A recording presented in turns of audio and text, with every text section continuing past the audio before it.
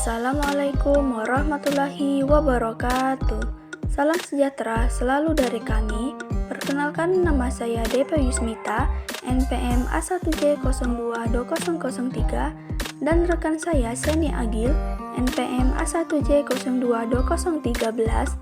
Kami dari mahasiswa Prodi Pendidikan Formal, Fakultas Keguruan dan Ilmu Pendidikan, Universitas Bengkulu. Di sini kami ingin berbagi pengetahuan hasil pembelajaran kami mata kuliah pengembangan kurikulum semester ganjil 2023-2024 selama 16 kali pertemuan yang dibimbing oleh Bapak Dr. Muhammad Ilham Abdullah MPD, dosen Universitas Bengkulu, edukator inovatif yang selalu antusias memberi semangat dalam setiap kegiatan perkuliahan dengan membimbing dan mengarahkan pembuatan video YouTube sesuai dengan salah satu prinsip kurikulum, yaitu materi dan metode perkuliahan harus relevan dengan kebutuhan hidup dan tuntutan zaman, serta kemajuan ilmu pengetahuan dan teknologi informatika. Pemirsa yang berbahagia dimanapun berada, judul pemaparan kami adalah memahami organisasi kurikulum dengan pembahasan sebagai berikut. Ikuti penjelasan dari kami ya pemirsa sampai tuntas. Materi yang pertama, pengertian organisasi kurikulum. Organisasi kurikulum adalah susunan komponen kurikulum seperti konten kurikulum, kegiatan dan pengalaman belajar yang diorganisasi menjadi mata pelajaran, program, lesson, topik, unit, dan sebagainya untuk mencapai efektivitas pendidikan. Selanjutnya, ada unsur-unsur organisasi kurikulum. Yang pertama, konsep, yaitu definisi secara singkat dari sekelompok fakta atau gejala. Konsep merupakan definisi dari apa yang perlu diamati. Konsep menentukan adanya hubungan empiris. Yang kedua, generalisasi, membuat kesimpulan-kesimpulan yang jelas dari suatu fenomena di sekitarnya. Yang ketiga, ada keterampilan, yaitu kemampuan dalam merencanakan organisasi kurikulum dan digunakan sebagai dasar untuk menyusun program yang berkesinambungan. Yang keempat, ada nilai-nilai, yaitu norma atau kepercayaan yang diagungkan, sesuatu yang bersifat absolut untuk mengendalikan perilaku. Selanjutnya, faktor-faktor dalam organisasi kurikulum. Yang pertama, ada ruang lingkup. Ruang lingkup kurikulum tidak dapat dipisahkan dari kebutuhan peserta didik, kebutuhan keluarga, masyarakat, bangsa, dan negara.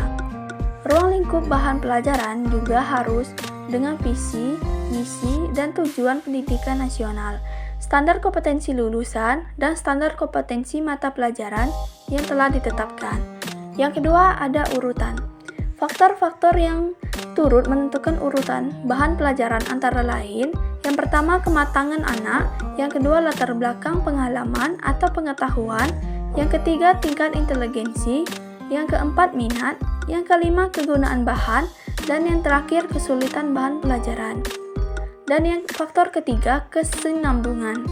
Kontinuitas kurikulum dalam organisasi kurikulum perlu diperhatikan, terutama berkaitan dengan substansi bahan yang dipelajari siswa. Jangan sampai terjadi pengulangan ataupun loncat-loncat yang tidak jelas tingkat kesukarannya. Faktor selanjutnya ada terpadu. Faktor ini berangkat dari asumsi bahwa bidang-bidang kehidupan memerlukan pemecahan secara multidisiplin. Artinya, jika guru menggunakan subjek kenterik kurikulum, maka besar kemungkinan pengetahuan yang diperoleh peserta didik menjadi terlepas-lepas dan tidak fungsional. Faktor yang kelima ada keseimbangan. Masalah keseimbangan atau balance ini kurang dirasakan pada sekolah komprehensif yang menggunakan sistem kredit. Di samping mata pelajaran wajib, tersedia sejumlah mata pelajaran pilihan yang dapat diambil siswa dengan bimbingan guru. Faktor yang terakhir atau yang keenam, waktu. Kurikulum akhirnya harus dituangkan dalam bentuk mata pelajaran atau kegiatan belajar beserta waktu yang disediakan oleh masing-masing mata pelajaran. Di sini dihadapi masalah distribusi atau pembagian waktu yang harus menjawab pertanyaan seperti beberapa tahun suatu pelajaran harus diberikan, berapa kali seminggu, dan berapa lama tiap mata pelajaran. Materi selanjutnya ada prosedur merorganisasi kurikulum. Yang pertama, reorganisasi melalui mata pelajaran. Reorganisasi melalui mata pelajaran ialah buku merupakan sumber belajar yang penting bagi peserta didik dalam mempelajari kurikulum. Yang kedua, reorganisasi dengan cara tampal sulam. Memilih kurikulum yang baik yang sesuai dengan kondisi dan tujuan sekolah. Yang ketiga, reorganisasi melalui analisis kegiatan, yang dimana dengan menganalisis kegiatan yang berhubungan dengan segala kegiatan yang ada dalam kehidupan masyarakat. Yang keempat, reorganisasi melalui fungsi sosial. Merumuskan fungsi sosial ialah bahan pelajaran disampaikan dengan mengarah ke dalam kehidupan sosial. Bagaimana siswa nantinya hidup bersosial antar individu atau kelompok dalam masyarakat. Yang kelima ada reorganisasi melalui survei pendapat. Survei pendapat bisa dilakukan dari beberapa pihak seperti peserta didik, orang tua, guru, pengawas, kepala sekolah, tokoh masyarakat, dan mitra sekolah. Yang terakhir, reorganisasi melalui studi kesalahan. Pada tahap ini, analisis studi kesalahan terhadap proses belajar dan hasilnya. Materi selanjutnya, model-model organisasi kurikulum di Indonesia. Yang pertama, kurikulum berdasarkan mata pelajaran. Kurikulum ini bertujuan agar generasi muda mengenal hasil kebudayaan dan pengetahuan umat manusia yang telah dikumpulkan sejak berabad-abad, agar mereka tak perlu mencari dan menemukan kembali apa yang telah dipeloreh generasi-generasi terdahulu. Adapun kekurangan dari pola mata pelajaran, yang pertama, bahan pelajaran diberikan atau dipelajari secara terpisah-pisah yang menggambarkan tidak ada hubungannya antara materi satu dengan yang lainnya. Yang kedua, bahan pelajaran yang diberikan atau yang dipelajari siswa tidak bersifat aktual. Yang ketiga, proses belajar lebih mengutamakan aktivitas guru sedangkan siswa cenderung pasif. Adapun kelebihan dari pola mata pelajaran, kelebihannya ialah bahwa pengetahuan yang telah dimiliki itu telah disusun secara logis dan sistematis dalam bentuk disiplin ilmu oleh para ahli dan ilmuwan. Disiplin ilmu tidak hanya mempunyai isi atau bahan, akan tetapi juga memiliki metode atau cara berpikir tertentu, sehingga cabang ilmu itu tidak dapat selanjutnya dikembangkan. Correlated Curriculum, mata pelajaran gabungan.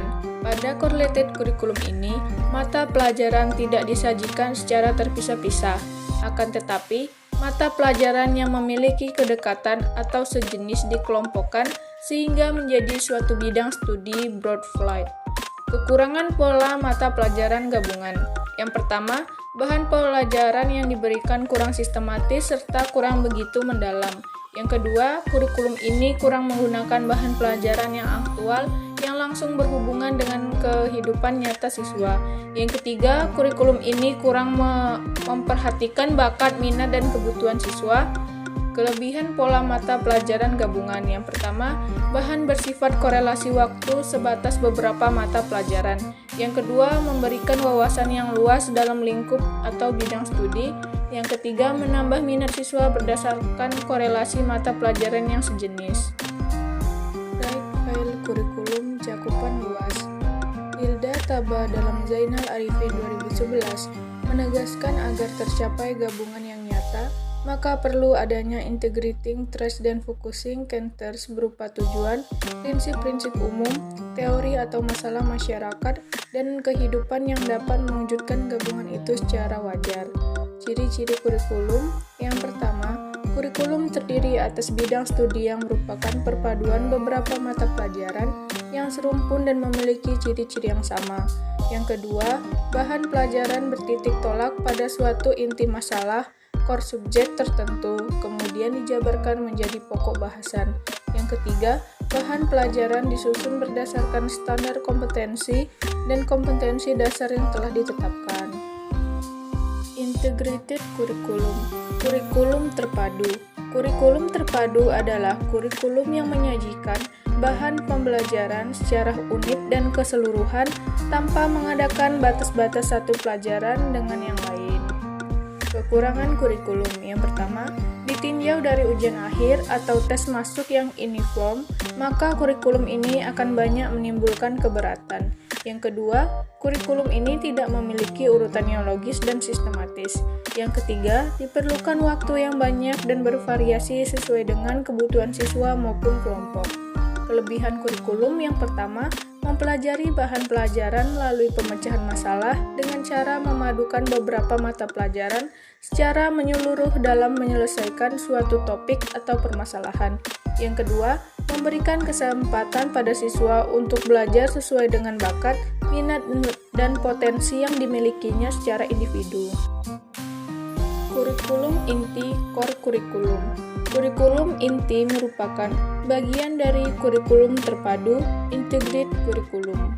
Karakteristik yang dapat dikaji dalam kurikulum inti, yang pertama, kurikulum ini direncanakan secara berkelanjutan kontinu, selalu berkaitan dan direncanakan secara terus-menerus. 2. Isi kurikulum yang dikembangkan merupakan rangkaian dari pengalaman yang saling berkaitan. Yang ketiga, isi kurikulum selalu mengambil atas dasar masalah maupun problema yang dihadapi secara aktual. Experience atau activity kurikulum. Experience kurikulum sering disebut juga dengan activity kurikulum. Kurikulum ini cenderung mengutamakan kegiatan-kegiatan atau pengalaman siswa dalam rangka membentuk kemampuan yang integritas dengan lingkungan maupun dengan potensi siswa. Kesimpulan, organisasi kurikulum adalah salah satu cara untuk menyusun bahan atau pengalaman belajar yang ingin dicapai. Untuk itu perlu dipilih organisasi kurikulum yang efektif dengan kriteria berkesinambungan, berurutan, dan terpadu. Adapun unsur-unsur yang terdapat dalam organisasi kurikulum antara lain konsep, generasi, keterampilan, nilai-nilai. Ada 6 model organisasi kurikulum yaitu mata pelajaran gabungan, cakupan luas, kurikulum terpadu, core kurikulum, activity kurikulum. Adapun faktor yang harus dipertimbangkan dalam organisasi kurikulum yaitu ruang, kesinambungan, terpadu, keseimbangan waktu. Beberapa prosedur dalam mengorganisasikan kurikulum dapat melalui mata pelajaran, tambal sulam, analisis kegiatan, fungsi sosial, survei pendapat, studi kesalahan. Pemirsa yang berbahagia, demikian pemaparan dari kami. Sebelumnya kami ucapkan terima kasih banyak kepada dosen pembimbing kami yang selalu bersemangat dalam membimbing kami dengan metode teknik pembelajaran inovatif yang dibumbui dengan sirah Marokania, segar, religius, sehingga tercipta suasana pembelajaran yang menyenangkan dan memuaskan bagi kami. Selanjutnya, terima kasih kepada semua teman-teman seperjuangan yang telah banyak berkontribusi dan terima kasih buat pemirsa yang setia mengikuti pemaparan video ini. Jangan lupa di like, subscribe, komen, dan share. Akhir kalam, semoga kegiatan ini menjadi amal ibadah bagi kita semua. Amin ya robbal alamin. Akhir kata saya akhiri. Wabillahi taufiq wal hidayah. Wassalamualaikum warahmatullahi wabarakatuh.